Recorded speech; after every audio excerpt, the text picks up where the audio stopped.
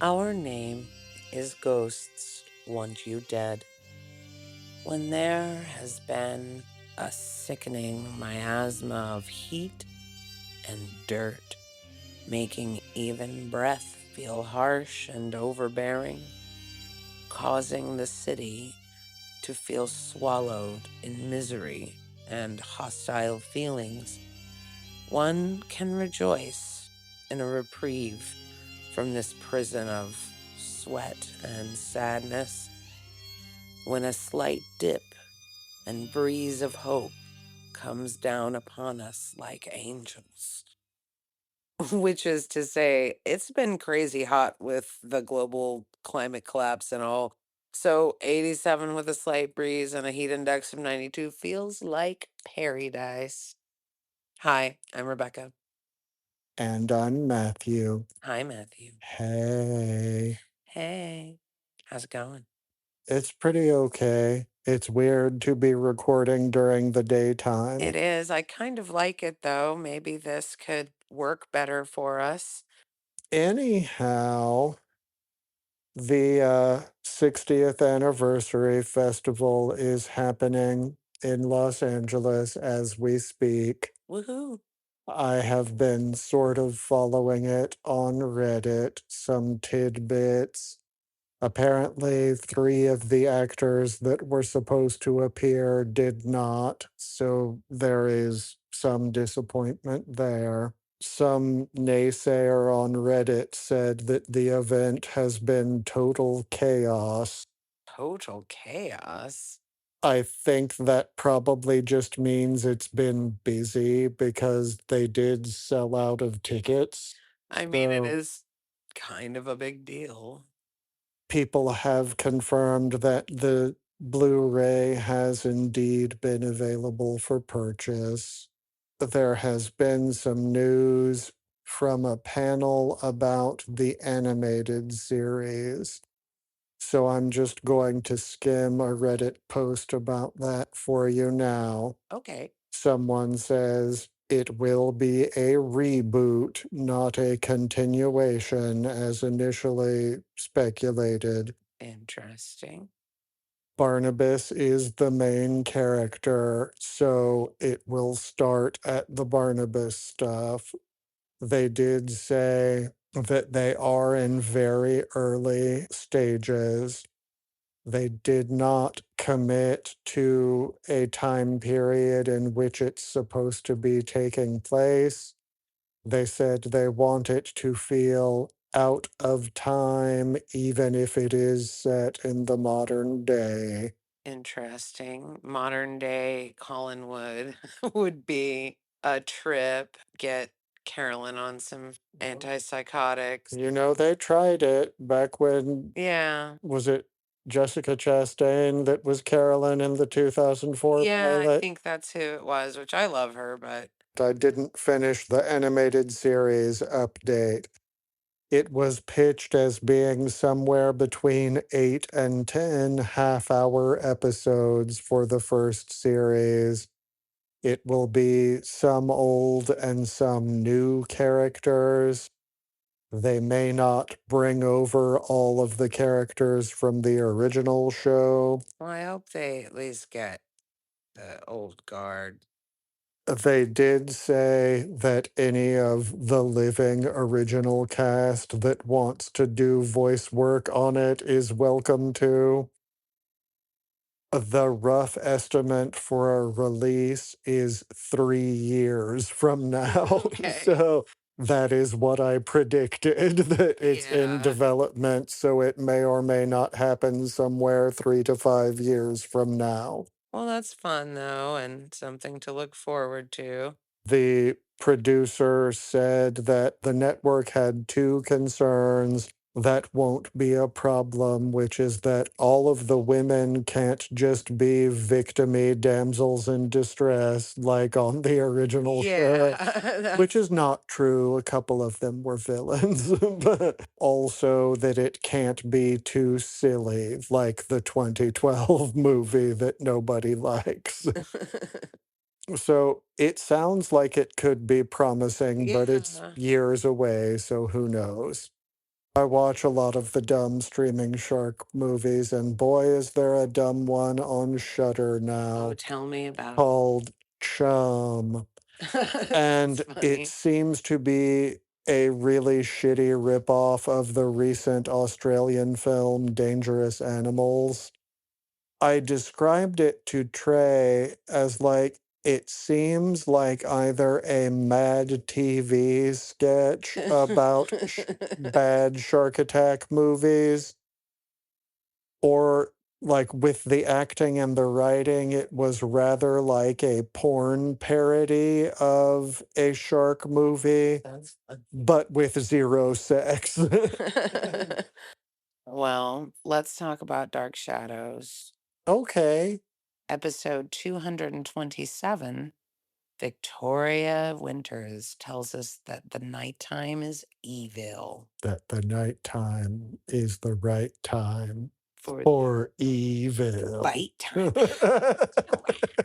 Maggie's asleep and restless, and outside we see a classic vampire shadow, which was kind of comical because it was like just this very classic collar up, spooky vampire shadow outside of Maggie's little patio windows. And we see Barnabas coming in, and the bassoons are going crazy. It is like boom, boom, boom, like spooky. Barnabas comes into her bedroom and stands over her bed and smiles with a big, creepy smile, and we see his little fangies. Opening credits. The next day at the Evanses, Maggie still sleeps fitfully, while Sam yells and bangs on the door trying to wake her. Maggie is startled and really doesn't seem well.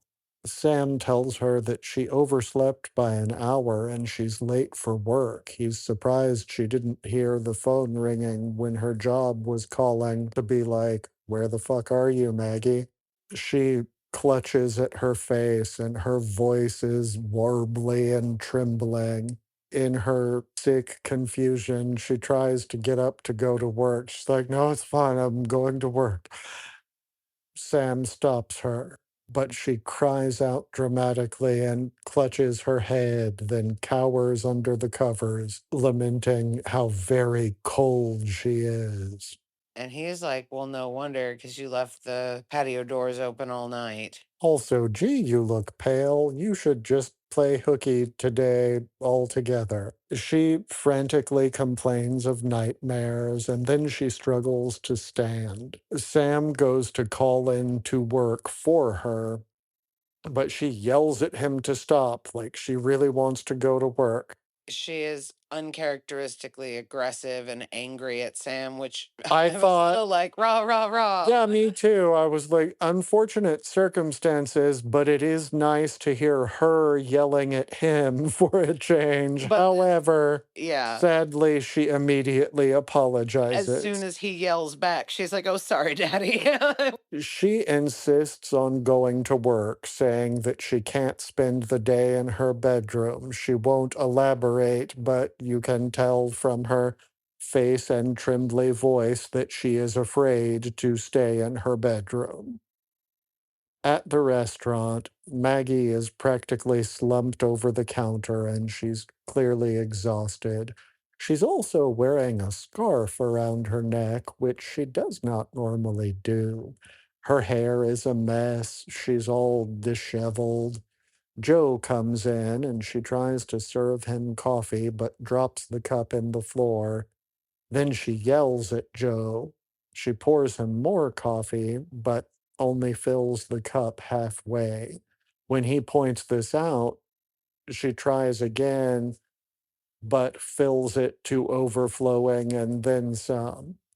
Joe asks her what's wrong, and Maggie just says that she must be coming down with something. Knowing about her previous nightmares, he asks how she slept. She admits to more bad dreams, but says this time they felt really real. Sam enters the restaurant and Maggie offers him some coffee. Joe starts to talk about the dropping the cups and filling them wrong, but Maggie interrupts his shit talking by collapsing and clutching at her neck. Sam and Joe run to check on her, and she passes out. She wakes up in bed, seemingly in better shape, joking around again and insisting that she's fine, she'll be fine, and she'll be back at work tomorrow. Joe says that he'll bring her flowers tomorrow, and she starts to cry and freak out. She explains that in one of her dreams, Joe was bringing flowers to her grave. He comforts her and then leaves, So we see Barnabas looking creepy and spooky and crazy. stalking around his living room to spooky organ music. Yeah, just having a little gothy time, like a Tuesday night for me. Maybe he's got some cheesecake in there. Back in Maggie's room, she is up again and feeling better seemingly, and she's brushing her hair. She still looks ghostly. Sam comes in and is telling her that she ought to go back to bed, and she says that she can drive him up to the old house to paint. He says that it's weird she knows that because Willie just came and told him, and she's like, well, I must have overheard. She spookily says, well, my condition must have improved my Yeah, that hearing, was all weird. spookily as if to say, I'm being Dracula. We also neglected to mention in that transition, after Barnabas creeps around his living room, he takes a candle to stare dramatically out his window, and it is implied into Maggie's, because as he's doing that, she goes to her window as Yeah. if sensing him looking in. So maybe that's when he was brainwashing her to come to the old house.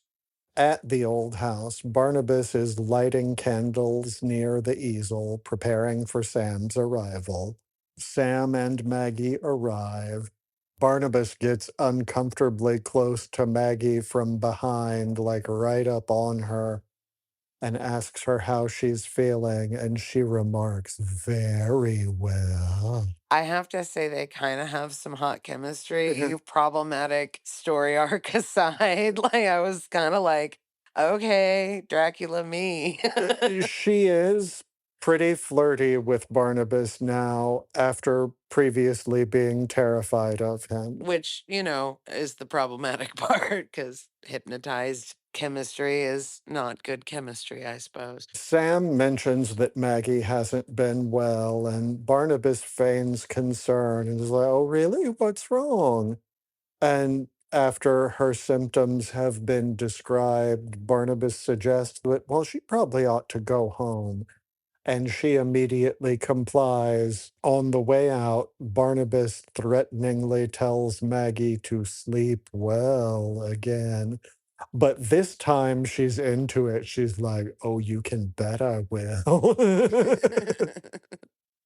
Sam and Barnabas get to work on the portrait, and Barnabas makes conversations like, tell me more about how Maggie was acting weird. Did she say anything about me? Perhaps that I'm a Dracula? Back in Maggie's room, she turns out the light and gets into bed. Back at the old house, Sam bitches about working in the dark and asks Barnabas if he can take the painting home to work on it in the daylight. But Barnabas doesn't like that idea. He Yeah, he had, shuts it down pretty quick. and I'm not sure why. Like, I understand why. Well, I have my Well, reasons. I know, but I want to know what they are because it makes Sure. practical sense. Like, oh, I can't be in the daytime, so that's why you have to come here at night to do it. Well, maybe it's like a Dorian Gray thing, or like his spirit is in the portrait or But no, if something. that were the case, it would be the one in the foyer at the main house because that's the one he used to hypnotize Willie. So True, but maybe I don't know. We could fan theorize all day long. Maybe we learn about it later, and I Maybe. just don't know yet. Anyway, Barnabas heads over to the window to check in on Maggie and see if she made it home. Sam tries to cut out early, but Barnabas isn't into this idea. He talks him out of it and is like, or, what if you don't leave early tonight and we go for hours more, but then we can skip tomorrow?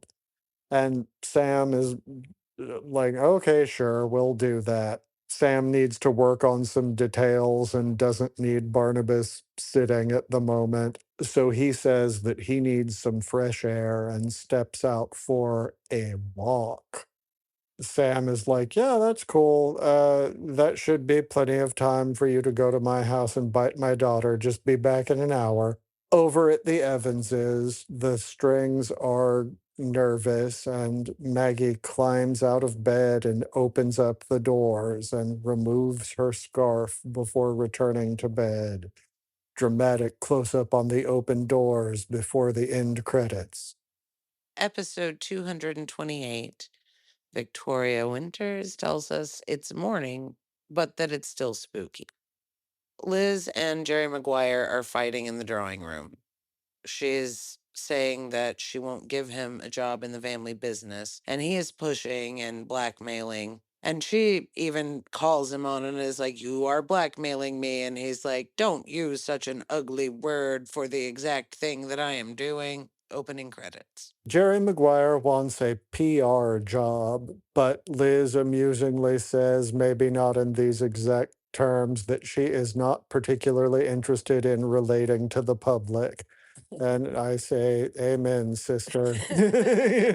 Jerry lays out that, well, you see, we need to launder the blackmail money you're giving me, and this would be a good excuse as to why you keep giving me large sums of money. And he does have a point there. They go back and forth about it. He tells her that he's really very fond of her and does some foreshadowing, which I won't explain, before they're interrupted by Carolyn. Carolyn is suspicious of whatever the hell is going on, but she doesn't make a fuss about it at this moment. Jerry shuts the drawing room doors on her, and he and Liz resume their argument. He tells her that he's headed to the cannery to start work now, and she'd better call them and tell them the new director of public relations is coming in and will need office space. She is annoyed and sort of makes pouty faces and paces a little bit before heading to the phone and doing exactly as he'd said. Later, Roger is telling Liz how he had heard about old Jerry at work and is like, "What the fuck, Liz?" He knows that it's Jerry's idea and that he wishes once again that she would just go ahead and tell him about the blackmail so he can help. He's like, "Look, sis, I'm no stranger to blackmail. Remember Manslaughter Club?" You kept me out of jail when I was being Yeah. blackmailed. Like, Why do you think I won't do the yeah, just same? let me know what's going on so we can get this creep out of this house. And he's would just like to know why Jerry Maguire is still being here and now he's working for That us. does make me think they could have had a fun Baby Jane moment, like, because they have both killed people and are Yeah. being blackmailed about it. And there could be a, you mean we could have been friends all this time, Yeah. That's pretty good. Well, Liz dismisses it all as usual and it clings to the "it was my idea for him to be here and work here and be awful." Carolyn is telling Vicky how she gets upset every time she sees Yeah, Jerry Maguire with her mother. to clarify, Roger and Liz are in the study Oh, yeah, having their argument about Jerry Maguire's new job. And at the same time, Carolyn and Vicky are in the drawing room. right. And she's telling Vicky about how she gets the creeps from Jerry Maguire talking to her mother. Jerry Maguire comes in and is trying to be friendly, but she is not, and she wants to know when he's leaving. He insists that he's here on Liz's wishes, and that he said that he was even thinking about leaving, but then she gave him a job instead, essentially, like, she wants me here.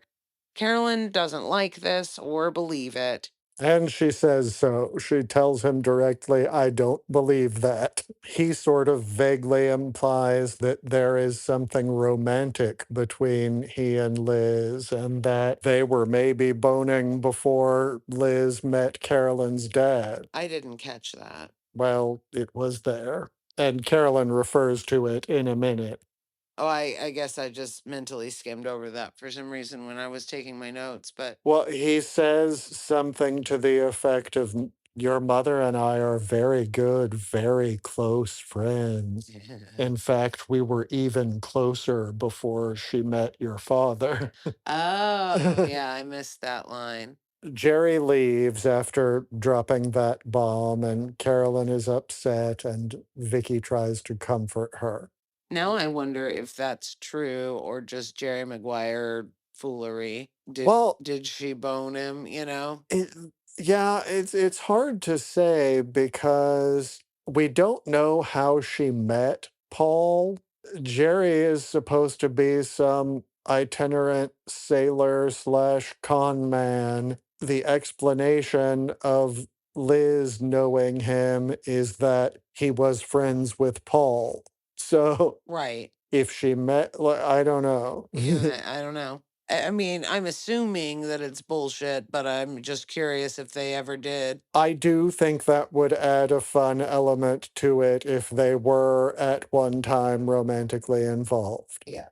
Later, Carolyn is interrogating Roger about Liz's past with Jerry, and she says, like, he practically said they were screwing. Vicky brings up that Jerry was supposed to be a friend of Paul's, and what does Roger know about that? Roger just like, don't ask me. I was away at school for all of that, and I barely met Paul. Carolyn laments the idea of Paul being friends with creeps like Jerry and what that might say about his character. Roger's like, no, yeah, that checks out with what I know about him, that he was also shitty. But Carolyn wants to learn more about her dad. Roger volunteers that maybe you should go rifle through his belongings that are in your mother's vagina or whatever. Padlock basement room. Roger explains that the locked room in the basement houses the belongings that Paul left behind, and Carolyn excitedly wants to know what sorts of things, like clothes, letters, pictures. Roger does not know. He says he's never been in there, thank God. Liz interrupts, and Roger fesses up what they were talking about, and Liz is like, tough titties. Jerry works for us now. Nothing you can do about it. Carolyn changes the subject by very directly and casually just being like, oh, mother, can I have the key to the locked room in the basement? Liz is like, what? She explains that, yeah, Roger said that my dad's stuff is in there and I'd like to look at it. Liz gets all head up about it and forbids any of them to ever mention that room again and storms out. Yeah, And she's mad. everyone makes, what the fuck? Faces. Nobody says anything. They're just like, "Ugh."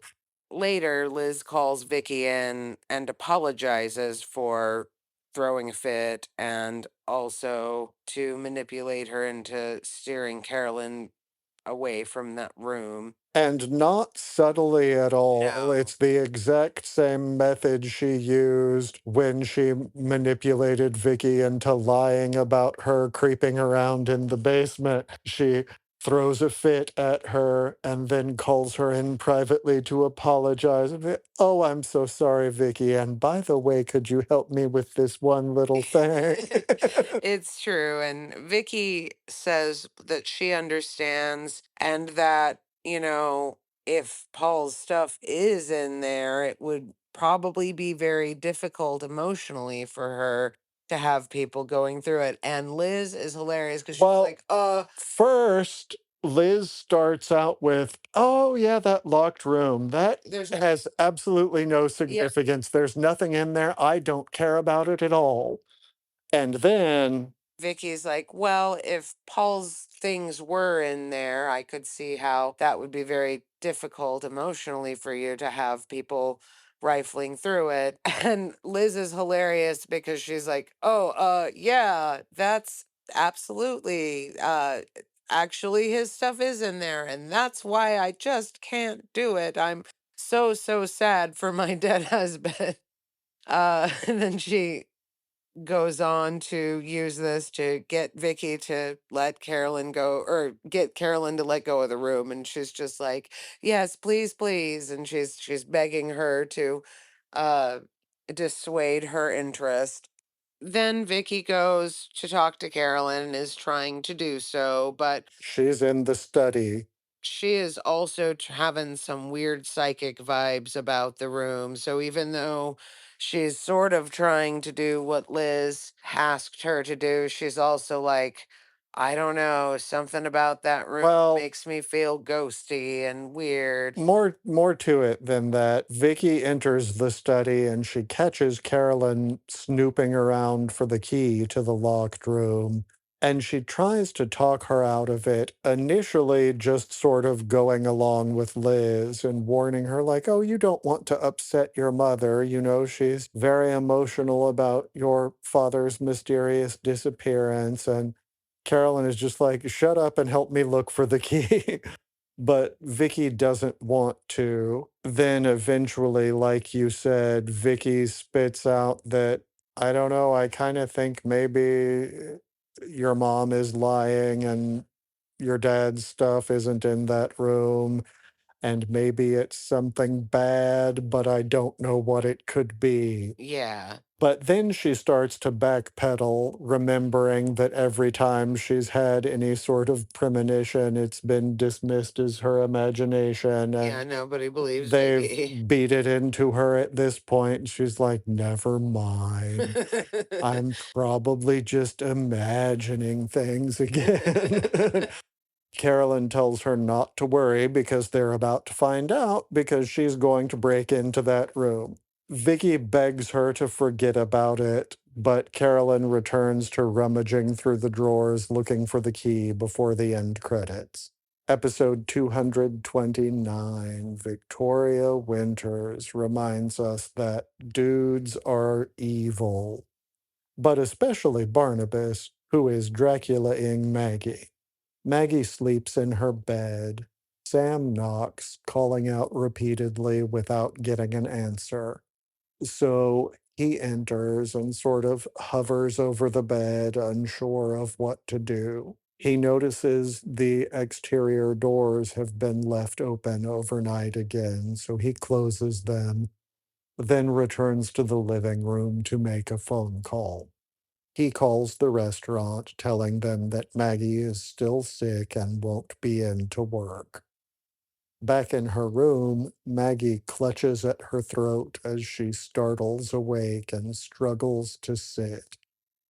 She pulls herself out of bed and briefly stands before collapsing on the bed and beginning to weep before the opening credits. She is asleep again, and Sam is bringing her food. She is disoriented and not feeling well at all. She's confused and asks about work and is like, oh, I got to get ready for work. He says that he's called in again for her and she won't eat anything. And Sam is getting really worried that she's not taking care of herself. Also mentions that the windows were open again, and he's decided he's going to call the doctor, but she refuses and starts getting yelly and angry again and says that the doctor can't help her and starts to sob. Sometime during that, he informs her, as she wants to get up and get ready for work, that it's too late for that. It's 4 o'clock. She's slept the entire day. So Yeah. she is shocked to learn that. Over at the Blue Whale, a new swingy little number is playing that we both were kind of into, Yeah, it like, was oh, like this is all kind fun. of big band, Glenn Miller vibes. It was a good time. Drinks are being delivered to Burke and Vicky, who have come out on a date. Vicky is tense, and Burke asks what the matter is. Vicky says, well, it remains just bonkers at that fucking house. Rapey Willie is a handyman for the vampire cousin now. Also, there's the blackmail. It's nuts. Burke is like, well, is Willie still sick? She says, no, he seems fine now. Also, he's nice now. Fucking weird. Burke is like, well, if he's better, then he can leave He town. can get the fuck out of here, yeah. Vicky goes on to say, oh, also, by the way, Jerry Maguire works at Fish Business now. Burke agrees that that is wacky as hell. I do kind of like their gossip date. They're like, let's talk about the crazy Collinses is over a nice meal and some Glenn Miller. I do wonder, is Burke still paying Mrs. Johnson Yeah, now that he doesn't need her to spy anymore, but maybe he needs to keep her quiet about the fact that she was spying for him? So I bet he still has to pay her. probably, but good for Mrs. Yeah. Johnson. At the Evanses, Sam answers Joe's knock on the door, telling Joe that the doctor is in with Maggie now. Right on cue, the doctor comes out to the living room, announcing, very straightforwardly this time, unlike how he dealt with Willie and was being cryptic and like, well, he's not sick. It's not a virus. It's not an infection. It's not allergies. But somebody took all his blood. This Yeah. time he comes out and says, oh no, she's very sick and pale and weak and has no energy and has lost a great deal of blood. And also, why didn't you tell me about all of her blood loss? And they're like, what blood loss? What? Dr. Woodward says that Maggie couldn't or wouldn't explain and was kind of a bitch about it. And he is like, Sam, what sort of girl are you raising? Like, she was rude to me. Yeah. That was annoying. Yeah, it was. The doctor says that he's going to run blood tests to learn more and he should know something tomorrow. But in the meantime, he gives Sam a diet to have Maggie follow and some pills to take. He tells Sam that he should keep her in bed and inform him of any changes in her condition. The doctor leaves and Sam asks Joe, what the fuck do you think that was about? Blood deficiency? Joe answers, beats me. Why don't you go over to the Blue Whale and have a drink like you love to do? And I'll watch Maggie. Sam protests at first, but then he's like, but if you insist, okay, bye. And Joe grabs a magazine and settles himself onto the couch. We see an exterior shot of the sundown, then immediately pop back into Maggie's room where she stirs awake as dogs howl in the background. She rises from bed with no difficulty this time and opens the doors before heading into the living room, seemingly sort of annoyed to see Joe and immediately asking where Sam is in a voice deeper than her normal speaking voice. Yeah. She immediately starts yelling at Joe, angry that people are treating her like an invalid and asking, so are you my fucking babysitter? And she's combative and yells at him a lot before asking him to leave. She yells more and insists that she's going back to bed anyway and wants to sleep without people hovering. She threatens to never speak to him again if he doesn't leave. And Joe falls for it and leaves and is clearly like, fuck, I thought I had a nice, stable one this time, but more of this? Yeah. No. Crazy women yelling at Joe. That seems to be his lot in life. After he leaves, Maggie does a secret little devious smile to herself, like her plan worked perfectly. Back at the Blue Whale, I think Burke has put a nickel in the jukebox and returns to Vicky at the table, remarking on it being unusually quiet at the Whale tonight. Vicky agrees, saying, "Oh, it's probably on account of all the girls being assaulted and also all the chupacabra attacks on all the farms." Sam enters and Burke is like, "Oh, I heard Maggie was sick. Is everything okay?" Sam explains the condition and the doctor visit. It's interesting how all of the bad blood between Burke and Sam is gone now that Sam spilled the manslaughter beans, and now they just are back to being friends, which I understand would happen eventually, but you would think Burke would hold it against him a little bit longer. Like, Sure. yes, you told the truth, but you did also conceal it for 10 years and let me serve a 5-year jail sentence. So, Yeah, the ease in which the Manslaughter Club went away will always be one of the great mysteries of Dark Shadows. Like, yeah. but yeah, so there he's telling him about her illness and about how she is feeling very sick and unwell during the day, almost on her deathbed, but then feeling better at night And also and trying to pale, escape. feeling all and has no blood. And Vicky's suddenly like, "Hey, wait a minute." She makes a "I'm thinking real hard about Yeah. this" face before saying that this is exactly what happened to Willie when he was mysteriously ill. And she says this, and then nobody really comments on it and just sort of like, "Huh, well, weird." Yeah, Sam is dismissive, like, "Oh, maybe it's a virus that she Yeah, picked up." maybe she got sick from old Willie coming in. Got sick from the Willie. Joe enters and Sam is like, "The fuck are you doing here? You're supposed to be watching Maggie." Joe explains that she threw a screaming fit and kicked him out, so Sam frantically exits to see what that's all about. He leaves his drink behind, and everybody teases about it. And I thought that was That funny. was funny. Burke is like, "Well, I've never seen Sam abandon a drink before," but then Joe takes it. Vicky remarks again, like, "Yeah, this is just like what happened to Willie. He would be real sick during the day, but then at night he would get shouty and mean." It's very much the same thing, but still no one pays attention. Sam enters his house calling out for Maggie. He looks around and finds her bed empty and the exterior doors from her bedroom open again before the end credits.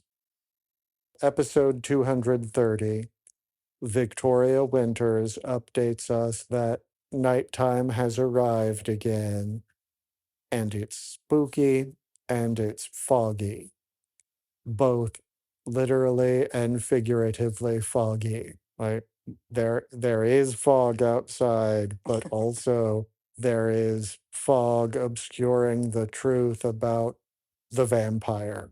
Vampire fog. Also, Maggie has disappeared.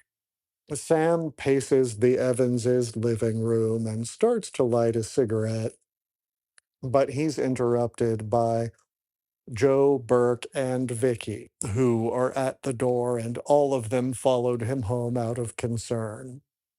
Sam confirms that Maggie is indeed missing. Sam explains that she just hasn't been herself. Joe agrees and says it seemed like she picked a fight with him on purpose just to get him out of the house. At the cemetery, Maggie trudges along looking vacant and hypnotized before the opening credits. Burke is organizing everyone into their various jobs to spread out and look for Maggie. I instinctively typed Vicky because usually Vicky is the damsel in trouble, and I thought that was funny. But anyway, Vicky is to stay at the Evanses in case she comes back, and the fellas go off to find Maggie. Yes, Okay. Burke is doing like you said and giving everybody a job to do and is like, you're going to go search there and I'm going to go search there and Vicky, you stay here and wait. Vicky is left alone, so she grabs the same magazine Joe was reading and also tries to make herself comfortable. And we get our favorite the clock close up showing us that time is passing, though I didn't take a note of the times or how much. I didn't either. Just we know it's a little later, and Vicky is pacing when she is startled by a knock on the door. It is Willie, who has come with a message for Sam from Barnabas. He tells Vicky that Barnabas wanted him to tell Sam that Barnabas is busy until after midnight so he can come to the old house to paint at or after midnight. Vicky explains that, oh, he's probably not going to be doing that because Maggie has disappeared. Willie immediately becomes tongue tied and apologetic, like, What? Maggie's missing? gone. Oh, I'm so Oh. sorry. Vicky asks Willie, is there something else you wanted to say about that? Because he's sort of lingering. And he says no and leaves in a hurry. And then they do a fun close up on a smiling photo of Maggie, which I think was a very unflattering photo. I think Catherine Lee Scott is very beautiful, but this picture is not. She did not look good in that picture, and Kathleen Lee Scott is gorgeous, but They do a fun match cut between that photo and zombified Maggie wandering the graveyard. that It's was like, fun. I you thought enjoyed she looked that. bad in this picture. What about as a zombie?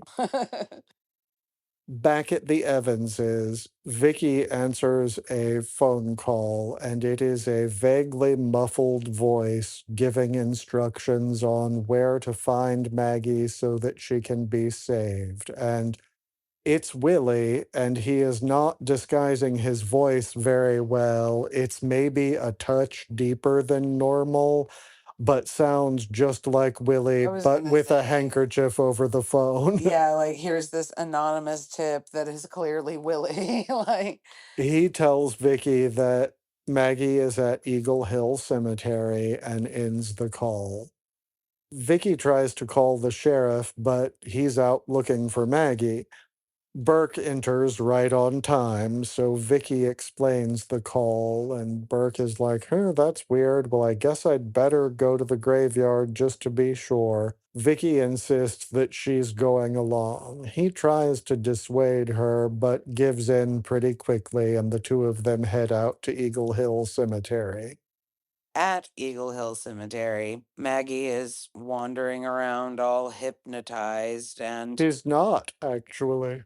Barnabas. She's just standing there, hypnotized. Oh, okay, well, she's standing there Because I hypnotized. started to say the exact same thing in my notes, like I had already typed Maggie is wandering around, Yeah. and I was watching and it was like, Oh, shit, she's she's just not there. wandering, she's just standing stock still in some branches. Well, she's hanging out in the shrubbery. Barnabas comes along and Willie shows up, and Barnabas is trying to lead his lovely lady away with him to go to the crypt. Willie shows up and is like, tells him that they've got to get out of here and that the Scooby Gang is on the way. Barnabas is trying to get Maggie to go with them, and she takes a couple steps and then faints into his arms. Yeah, it is funny that you said the Scooby Gang thing. I also started to in my notes, but then second guessed it and took it out. But it is funny that because we are the same age and have many of the same references, we often have many of the same gags to make I do enjoy that. because we have been best friends for 26, 27 years. And Very long. so we, in many ways, have the same personality. We do have very similar personalities. Willie's telling Barnabas, Burke and them are coming. We got to get out of here. And Barnabas is like, and how would they know that? Yeah, Like, clearly. who knew that Yeah. this was happening? In the moment, Barnabas is just like, well, fuck, and sort of starts to lead Maggie away. And we hear Burke in the distance calling out for Maggie. Barnabas instructs her to come with him, but then you said she passed out. I thought it looked like he just laid her down on a grave. No, she like fainted onto him, is Well, what I saw, but she's laying on a grave at any rate, and nearby, Vicky finds Maggie's discarded slipper like a vampire zombie Cinderella. Barnabas is looming over Maggie, laying on a grave, and Willie is desperately like, dude, we gotta go. Vicky thinks that she sees some movement in the distance and leads Burke in that direction. They do find Maggie unconscious, unconscious on the ground. She's confused. She starts to wake up and is like, the fucking graveyard? How'd I get in the graveyard? And she says the last thing she remembers is going to bed and having nightmares. And then all of a sudden, Burke and Vicky are standing over her. Burke thinks that he sees a man moving in the distance, so he goes to check, leaving Vicky to watch over Maggie. Barnabas and Willie enter the secret room in the Collins tomb, which rhymes, moments before Burke pursues them inside. He is puzzled to find the tomb empty and startled when the gate slams behind him. He examines the wall with his flashlight, we assume noting that, oh, these are Collins graves. Interesting coincidence. Burke exits, and in the secret room, Willie remarks, hey, I think I heard him leave, and Barnabas calls him an idiot and shushes him. Back with Vicky and Maggie. Maggie is still confused and asking how she got there. Burke returns, explaining he didn't find anything. Burke helps Maggie to her feet, asking if she can walk, and she says that she can, but then can't. So Burke picks her up to carry her, and the trio make their exit.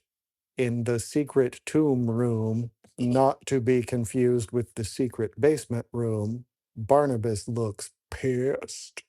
He and Willie exit tomb room.